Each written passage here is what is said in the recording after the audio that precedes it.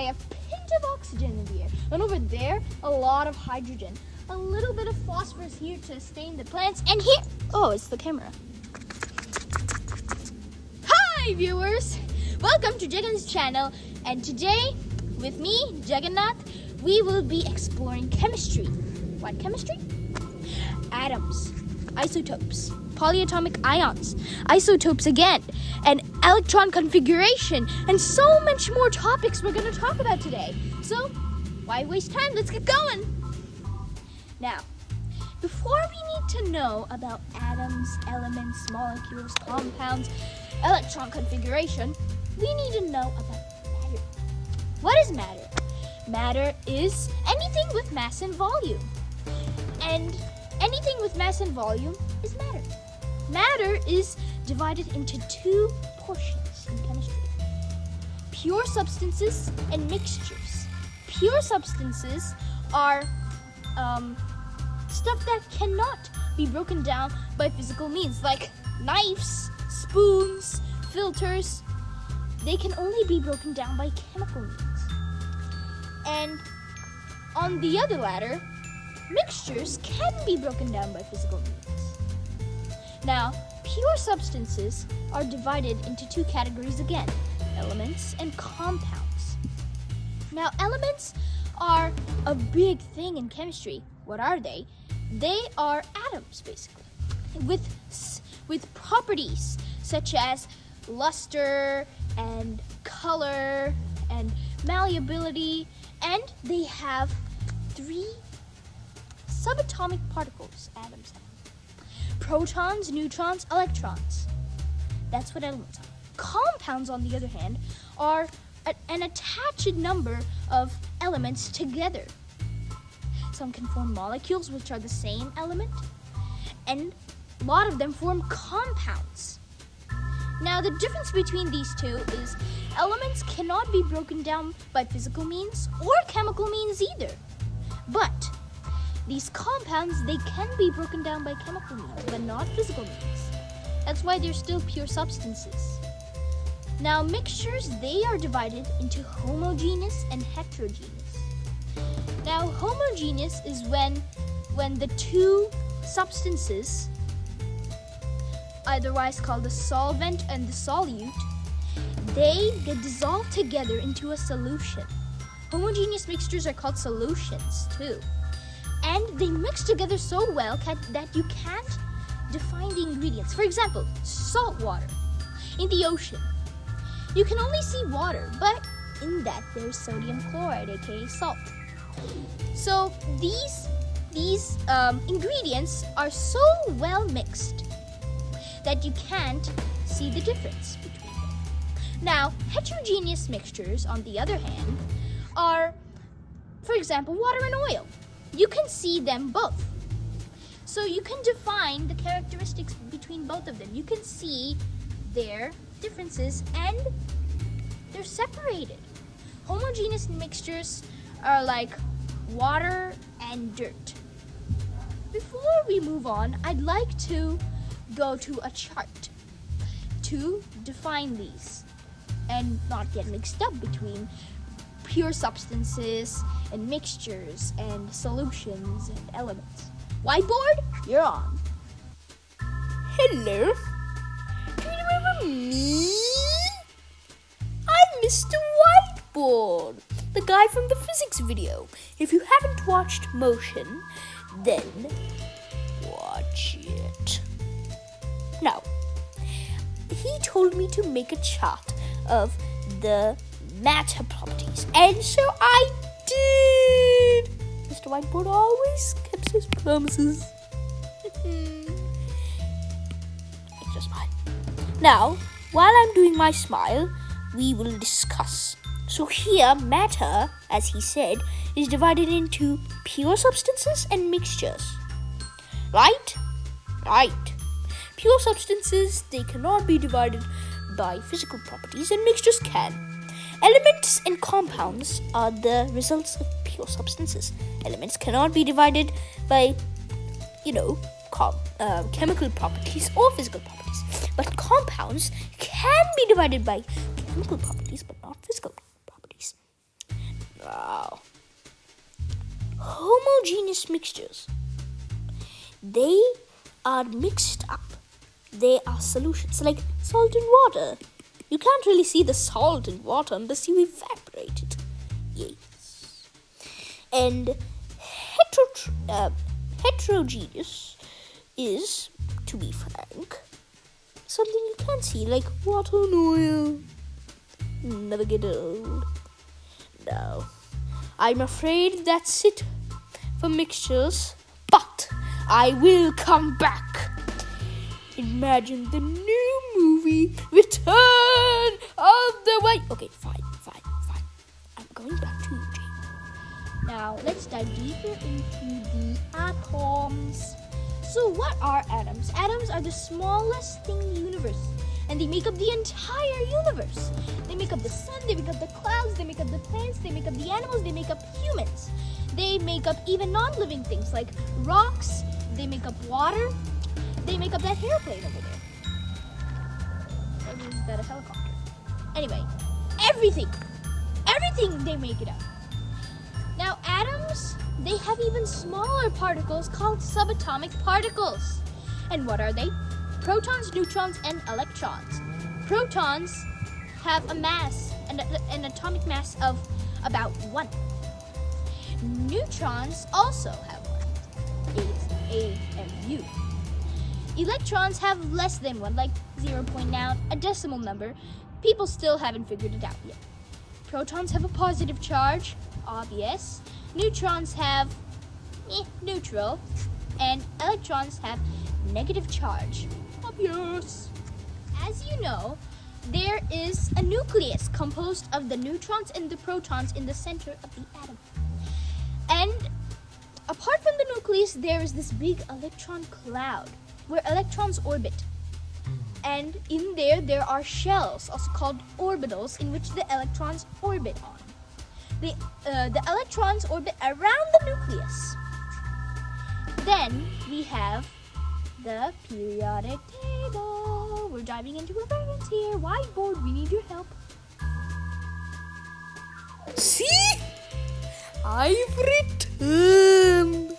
And this time we're talking about atoms, if Jagan is not mistaken. Now, he told me that like this. Now, the nucleus is made up of the protons and neutrons, while the electrons are in the electron circle. Right? Right. So, no. Now, here we have. Let's draw hydrogen. Hydrogen has only 1 proton and 1 electron and no neutrons. Very ideal for the first element of the periodic table.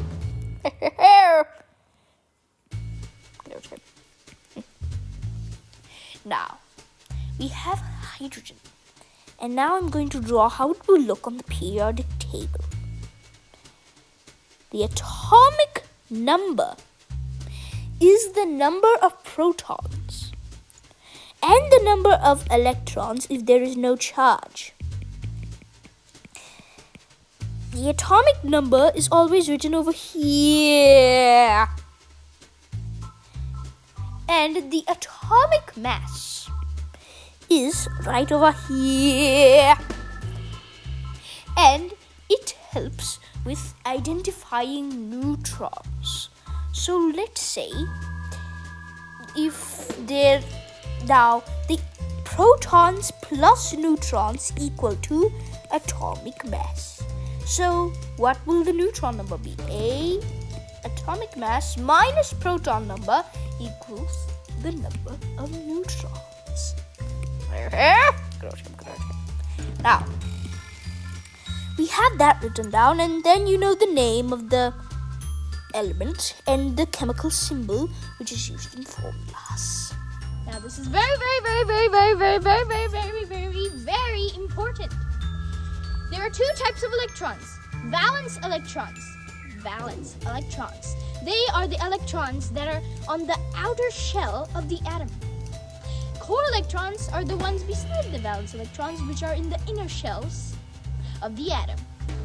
Now, valence electrons have a lot to do with chemistry, like chemical bonding and electron configuration and recognizing periods and groups on the periodic table whatsoever. And now we're going to be talking about the Octate Rule. Okay, so how do we know? Okay, if this is the nucleus and this is the electrons and this thing is the shells or orbitals, right? So how do we know how many electrons to put on each shell? Well, the answer is there is this rule, the formula, 2n squared. So, n, what does it stand for? N stands for the shell number. Now, what do I mean by that? So, the rule is we have to put 2 electrons on the first shell and 8 electrons on the second shell. Right? Yes. So, how do we know that? So, we replace the shell number with 1 if we're talking about the first shell. 1. Then it becomes 1 squared is 1 only, and 2 times 1 is 2. But, oh no! What if we had this second shell? We replace n with 2. 2 squared is 4, 4 times 2 is 8. What about the third shell? 3 squared is 9 times 2 is 18. Right. So that's the rule. Now we're gonna go to the periodic table. I got an image of the periodic table. So, let's practice. Now, I've been given that sodium is right over here at 11. So its atomic number is 11. So what does that mean? It has 11 protons and 11 electrons if there is no charge. And now to find the number of neutrons. The atomic mass shown on the bottom is about 23. So how much will it be? 12 neutrons. Yes, I'm so clever. And you'll be clever too. So now its symbol is Na and the name is sodium. Now we have shells. How do we determine the number of shells in an element without having to count? Well, here's the answer. So the groups means horizontal lines. So there are, there are 1, 2, 3, 4, 5, 6, 7 of these groups. And they determine how many of these they can be. What do I mean by that? Let's see. For example, let's go with beryllium, number 4. Now we have here, what do we have? We have beryllium, and it has 4 protons and 4 electrons and 5 neutrons. And how do we know how many shells it has? This is period 1, this is period 2, so it must have 2 shells. Let's double check. So it has 4, right? So 2 should be on the first and 2 should be on the second, so it has 2 shells. Let's try with a bigger example. Let's try nitrogen. Nitrogen let's try iron. Iron is a transition metal in the yellow one, which is called transition, and it has 26 electrons and protons, and 55 is the atomic base. So 55 minus 26 29. Interesting. I'm afraid this is going to get a little bumpy. Now, we have here, how much shells are there in iron? I'm giving you 10 seconds, and here's a hint. Horizontal line. I'll give you just a hint. Yes. Time's up. Now we have here. This is the fourth. Why? This is the fourth row, right? So there must be 4 shells. Let's double check. 1, 2, 2, 10, and then 3. There should be 18.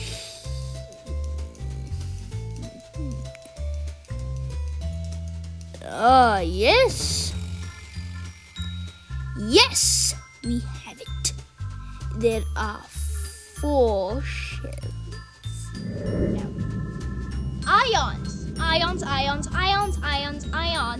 They are atoms that have lost or gained an electron by some chemical bonding process. Now, ions are 2 types. Cations are ions that have lost an electron because then they have a positive charge. Anions are ions that have gained an electron because now they have a negative charge. Now, we are talking about valence electrons, right? Right. So, valence electrons are the ones that are outside the outer shell of the atom.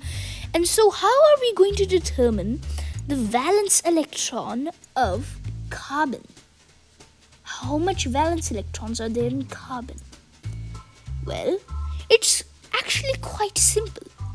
So, as you can see here, the periods of the periodic table are the columns. The groups are the horizontal lines, but the periods are the columns. And it says right here 1, 2, 3, 4, 5, 6, 7, 8, 9, 10, 11, 12, 13, 14, 15, 16, 17, and 18. So how do we figure out? So let's ignore these numbers and write that this is 1, 2, and then it starts from here. These transition metals are hard to figure out the valence electrons because transition metals have several properties that make the valence electrons switch from 1 to 2 to 3. That's why they're transitional. That's why they're called transitional metals. So here, so now 1, 2, we don't need to worry about these. And instead of 13, we put 3, 4, 5, 6, 7, and 8. So where were we? We were at nitrogen. Nitrogen, how many valence electrons are there? Well, as you can see from this exquisite explanation, there are 5 valence electrons because the columns determine how many valence electrons the element has. So even if you go to, nitrogen, it has 5 valence electrons. Arsenic, it also has 5. Antimony also has 5. Bismuth also has 5. And moscovium also has 5. So all of the elements in one column have the same number of valence electrons. So now one quiz, quickly. Okay, I'm gonna actually keep these. What is the valence electrons, the number of valence electrons in Jagannath? I'm giving you 10 seconds on the clock.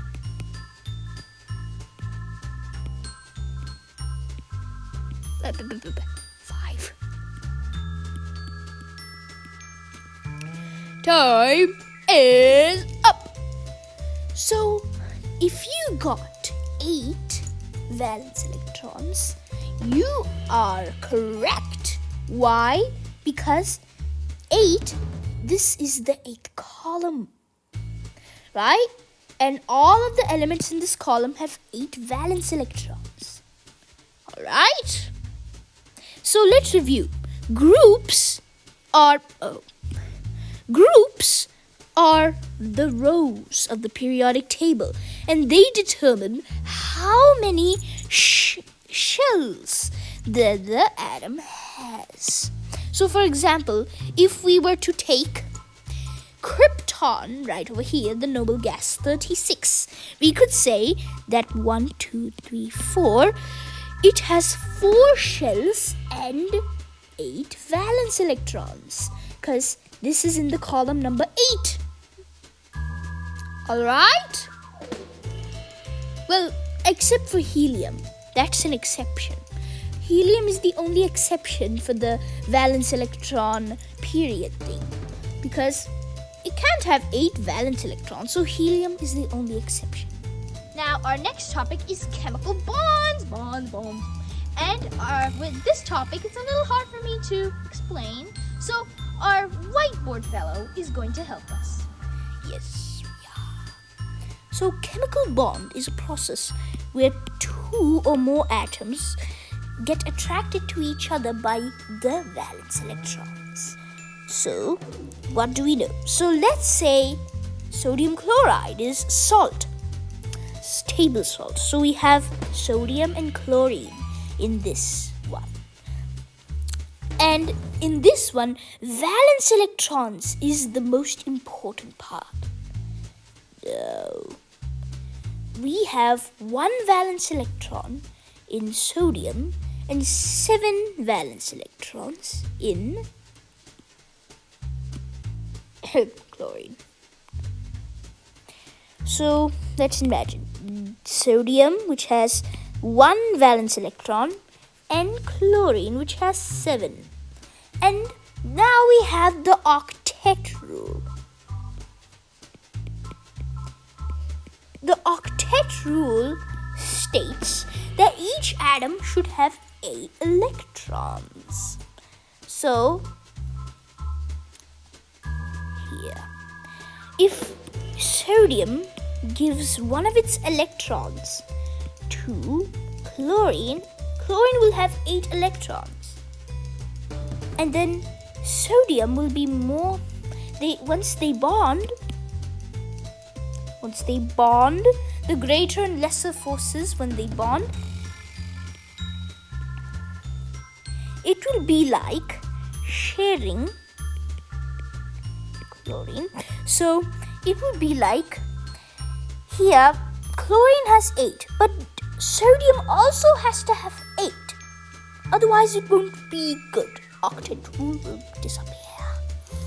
But chlorine can give away its 8. How? In chemistry, when one element has an 8 and it's attached to the other, both elements are considered to have the 8. Right? Right. So, now they are both bonded. This is called an ionic bond. An ionic bond is when greater forces and lesser forces of electrons are attracted to each other by giving away and getting the electrons. Right? So then we have hydrogen. Hydrogen disobeys the octet rule because it's the king of all elements, even though it has only 1 electron, but it is the first element, so it has to disobey the octet rule. Here's how. So here's hydrogen, and if another hydrogen comes, then hydrogen both have 1 valence electron. It's their only electron for that matter. Then they can both connect to each other, and once they connected, like the equality law of chemistry, they both have 2. So another rule for hydrogen states that hydrogen is satisfied with 2 electrons, not 8, 2. Let's move on to the next one, covalent bonding. Now, covalent bonding means they are sharing the electrons. And metallic bonding means, what does it mean? Metallic bonding is a little complicated. It is the electrostatic attraction of metal ions in lattice structure. Lattice means crystal structure.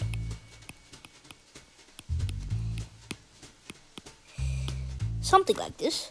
1 minute. So, yes, it's a crystal-like structure. So it's the flow of electrons, electricity in this lattice structure that attracts the metal bonds and is the reason why metals are good conductors of heat and electricity. One more way you can really be good at identifying bonding is by drawing the Lewis diagram way. How? What is the Lewis diagram? It is a perfect way. Now, this is a way to document bonding. Let's take our good old example, sodium and chlorine. How much does sodium have?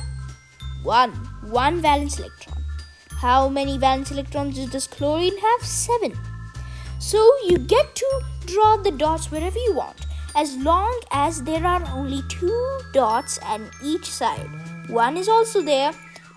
1 is acceptable. 1 or 2 dots. No more than 2. Alright? Right. So, now we are blending it. Right? So, when we do the covalent bond, let's do covalent bond. I didn't do an example for a covalent bond. Hydrogen and hydrogen. Remember, this has nothing to do with the octet law. So, when we share these 2 electrons, it's a good way of documenting that the hydrogens have shared their electrons and now they both have 2. And we put it like this, a column, which can also become a line. So this means it's a single bond and it has 2 electrons in it. But then there is 4 electrons, or a double line. And here's how we do it. Let's say oxygen. Great. Oxygen has 6 valence electrons. So when they are moving and then they bond, they share 2 of their electrons with the other, and so it becomes a double line, 4 electrons. So that means each gets 4 electrons and both of them are happy because 2 plus 4, this is 4, and this one's happy because it has 8. This one is 4, this one's 4, so that one's happy too because it has 8. But there is a few circumstances that there is a triple line or 6 electrons. A good example of that is nitrogen. Nitrogen has how many electrons? Can anybody guess? Valence. Nitrogen has 5 valence electrons. So we'll draw it as this. So here. Now we donate 3 of their electrons, and then we put a triple line because then we have 6, and then both of them have 6. So 2 plus 6 is 8. 2 plus 6 is 8, and they're both happy. So that is an example of a covalent bond with a Lewis diagram. Now I'll teach how to draw a molecule with the Lewis diagram. So first, let's say we're drawing. How about HO2? Oh no. Good old water. So the first step is that we identify all the valence electrons. So hydrogen has 1 valence electron, right? And then oxygen has 6 valence electrons. But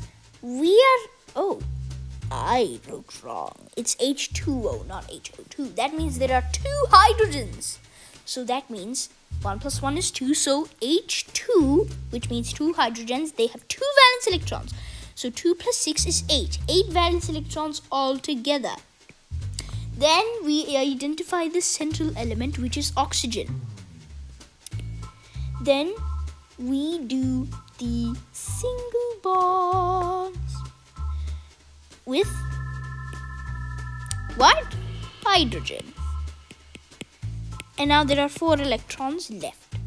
And now the lone pairs, right? Lone pairs mean the 2 electrons. 2 sets of electrons. And now that's it. We created HO2, H2O in molecule form. Let's try another one. How about SO3? Do you think?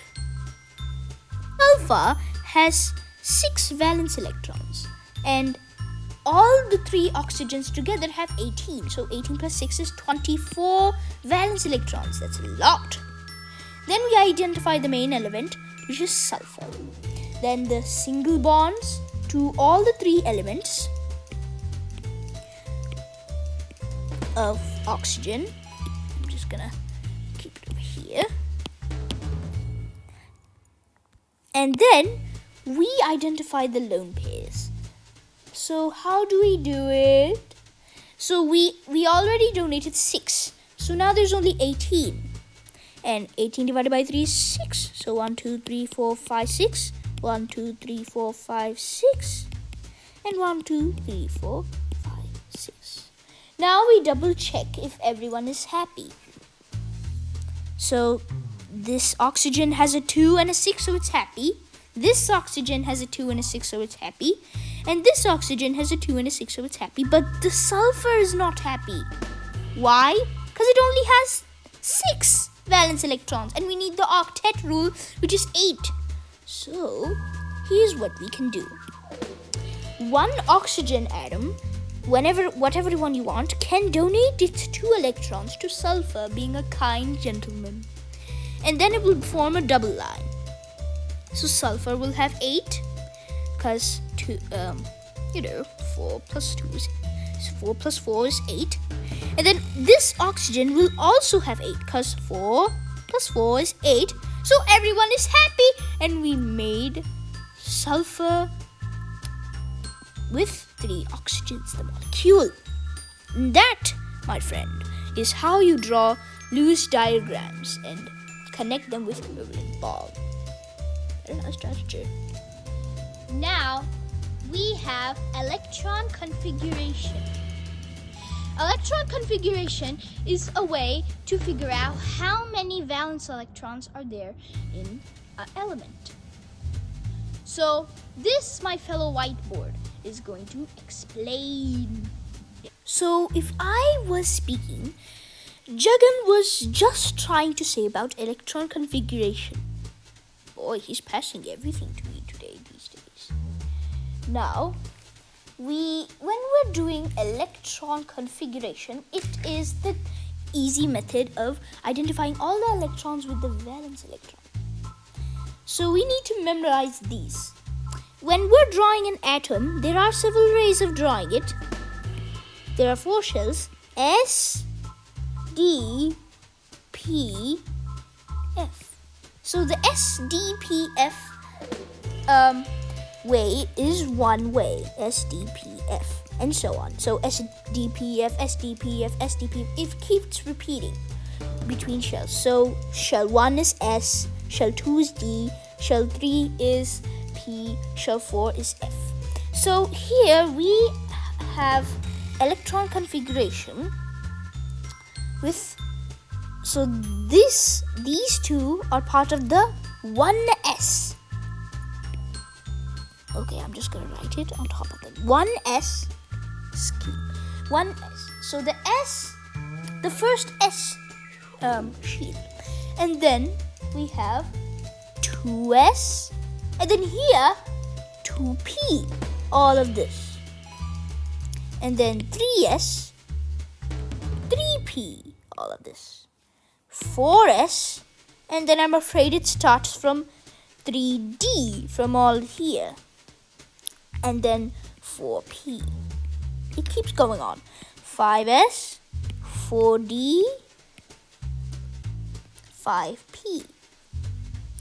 Then 6s, 5d, when we are going to the lanthanides and the actinides. So 6p. I'm just gonna finish drawing this. 7s, 6d, 7p.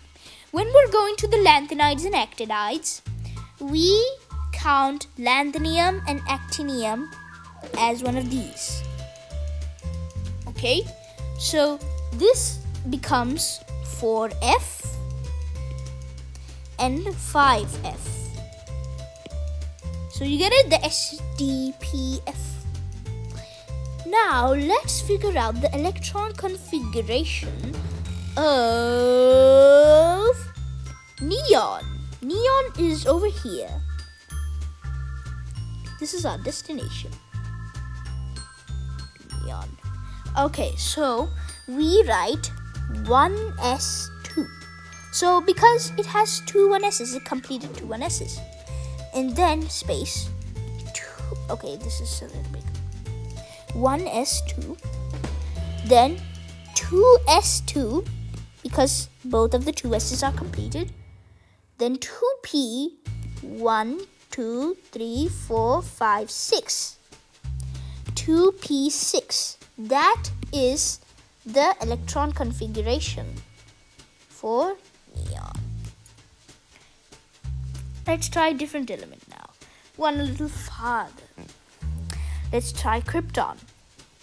We can actually put the nearest noble gas in parentheses besides krypton itself. So the one above it, argon. Then we here have 3d, 4s. Wait, it? 3d what? We have all of them, so it's 3d10, and then 4s2 and 4p6, because krypton is the sixth one in 4p. Now let's try a lanthanide or actinide. Here we have the SDPF. So we can start from the nearest noble gas. Let's start with, let's do a tough one. Okay, I can't really see. Einsteinium. Einsteinium is a good one. Einsteinium is 99. So let's go. Lanthanide. This is part of the actinides. So we select radon as our nearest noble gas. Then we do the actinides. So this is 5F. So 1, 2, 3, 4, 5, 6, 7, 8, 9, 10, 11. So Einsteinium is the 11th actinide, but we don't count actinium. So it will be 1, 2, 3, 4, 5, 6, 7, 8, 9, 10th. So it will be 5F10. Then only 6D1, because this is still there. This is part of the actinide. So we do 61, and then 7s2. Sometimes for the transition metals and the actinides and lanthanides, it can get really hard and tough. But when you do these problems every day or every week, and when you practice them, you will get used to it very much. So that is the end of our electron configuration part. Lastly, our last topic for today is the polyatomic ion. This is very, very, very important. The definition of a polyatomic ion term is a group of atoms that has a charge. What do I mean by that? Nitrogen, let's just take that as an example. Nitrogen is a singular atom, just one. And it gains or loses an electron when connected by a chemical bond or, chemical bonds. So when we say that, it means that it's getting a positive charge or negative charge. That means it loses an electron and it gains an electron. But what I mean by polyatomic ions is not just one singular atom having a singular charge, a group of atoms together, it gains and loses electrons and thus has a positive or negative charge. For example, nitrate. Nitrate is, the chemical formula is NO3 and the charge is 2 minus. Now, what do I mean by that? It probably lost an electron or 2, or it gained an electron or 2.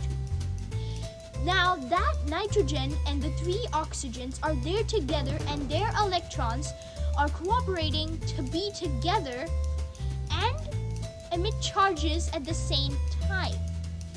You know what I mean? Yeah. Here are the 9 main polyatomic ions you need to know. Number 1, nitrate.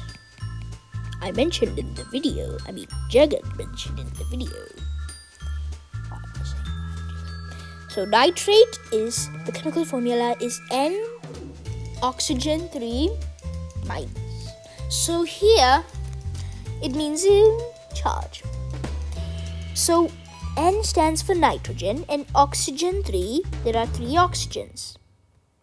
Now, second one. Carbonate, which means CO3 2 minus. And the next one, sulfate,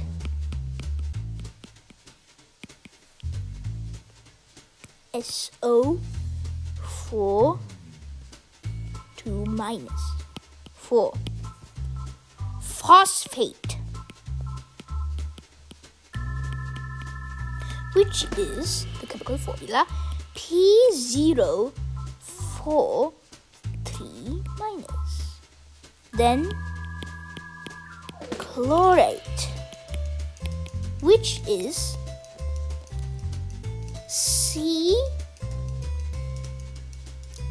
Cl, that looks like an L, Cl oxygen 3 1 minus. 6, which is ammonium,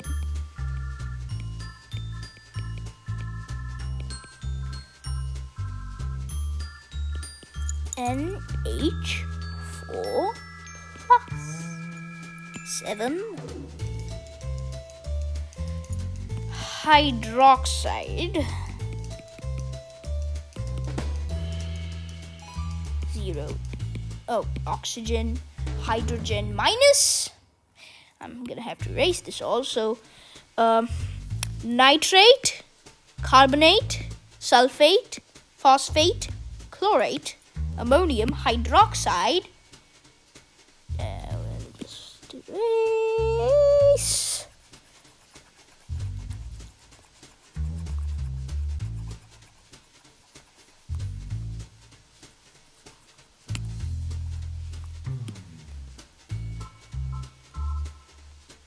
Now, the remaining two, acetate, which is C2H3O2, aka carbon 2, hydrogen 3, oxygen 2, and finally cyanide, which is Cn minus. Alright, right. Now we're going to focus on how to name a polyatomic ion. So first, important thing number 1, the metal is always followed by the polyatomic ion, and everything's in lowercase. Important thing number 2 is always balance out the charges when finding the formula to the periodic table. So I'm going to be writing out the charges. Plus 1, plus 2, then we ignore these. Plus 3, minus 2, minus 1. Wait a minute, that's not how it's supposed to go.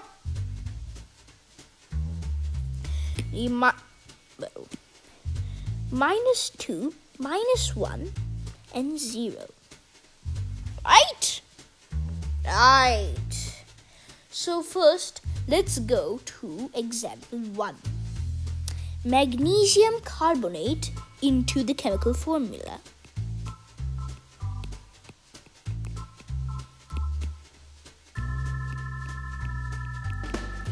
So, first we have to find out where is magnesium in the periodic table and what its charge.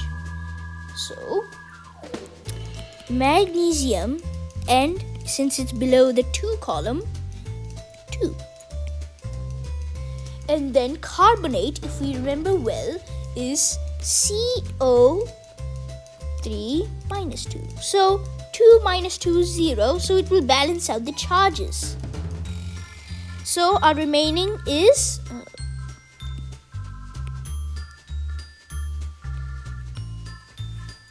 MgCO3. Alright? Now our next one.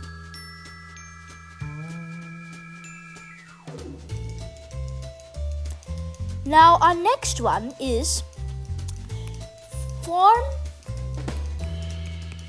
this chemical formula into words.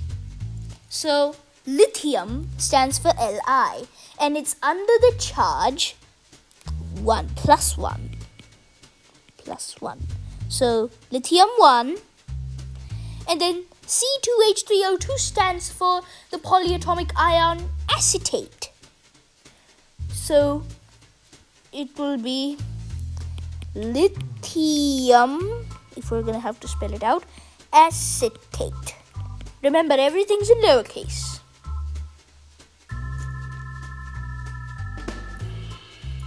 And now, our next example. Now this time with different charges. Now convert lowercase. Aluminum sulfate into the chemical formula. So let's go. Aluminum is under which one? Aluminum is under plus 3. So aluminum is Al3 plus. Then sulfate is the polyatomic ion S042 minus. So how are we going to do this? This transforms to, we switch the charges. So this transforms to aluminum 2 parentheses S04 outside 3. It makes sense, doesn't it? Very nice. Now our next one. There. Our next one, convert this one into words. So remember, it's in lowercase. Calcium is the metal. Calcium. And if we remember, HO stands for hydroxide. Yay! Very nice. Now our last example for today is convert ammonium sulfate